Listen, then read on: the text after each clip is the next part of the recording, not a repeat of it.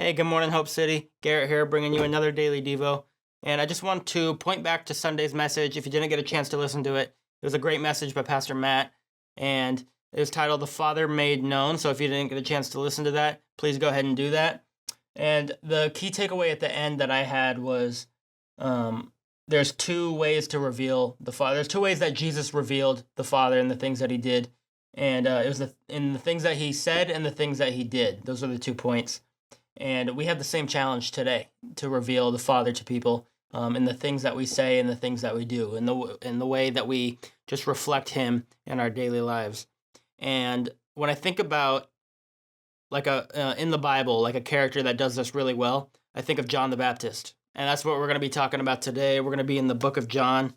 And John the Baptist was just such a cool character who just, man, he embodied this in every way. And he spent his whole day just preaching and pointing people towards the coming Messiah and baptizing people and calling for repentance. And everything he did and everything he said was pointing towards Jesus and God. And I want to read in John chapter 1. We're going to start in verse 24. So read along with me. Then the Pharisees who had been sent asked him, "If you aren't the Messiah, or Elijah, or the prophet, what right do you have to baptize?" John told them, "I baptize with water, but right here in the crowd is someone you do not recognize.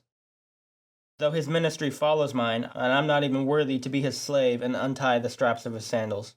There's that word worthy again. We're talking about that in our series in December here. And this is really cool because it's just, it goes to show that we're not here to build our own reputation. We're here to point people towards Jesus, to have a relationship with Jesus. And just like John here, we're just voices in the wilderness called to point people towards Jesus and to introduce people to having a relationship with the living God. And that's really cool. And I want to point to a second passage here in John chapter 3. Towards the end of it, we're going to be in John chapter 3, verses 22. And I'm going to read the whole thing. It says, "Then Jesus and his disciples left Jerusalem and went into the Judean countryside. Jesus spent some time with them there, baptizing people. At this time, John the Baptist was baptizing at Aenon near Salim, because there was plenty of water there, and people kept coming to him for baptism." This was before John was thrown into prison. And a debate broke out between John's disciples and a certain Jew over ceremonial cleansing. So John's disciples came to him and said, "Rabbi, the man you met on the other side of the Jordan River, the one you identified as the Messiah, is also baptizing people, and everybody is going to him instead of coming to us." John replied, this is verse 27, "No one can receive anything unless God gives it from heaven. You yourselves know how plainly I told you. I am not the Messiah. I am only here to prepare the way for him.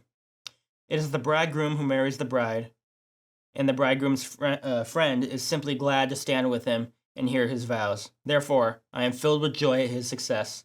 He must become greater and greater, and I must become less and less." This reminds me of a song. If the young adults, you'll know what I'm talking about.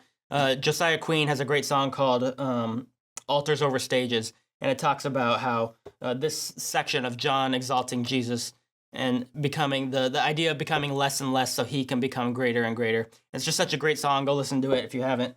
Altars Over Stages, it's called.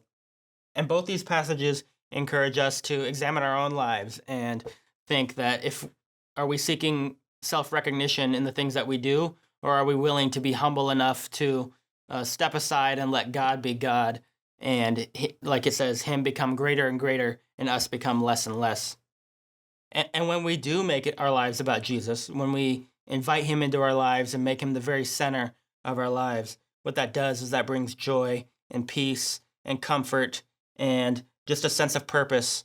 So I want to leave you with this morning. Are there any areas in your life that you feel you need to become decreased so that God can become glorified?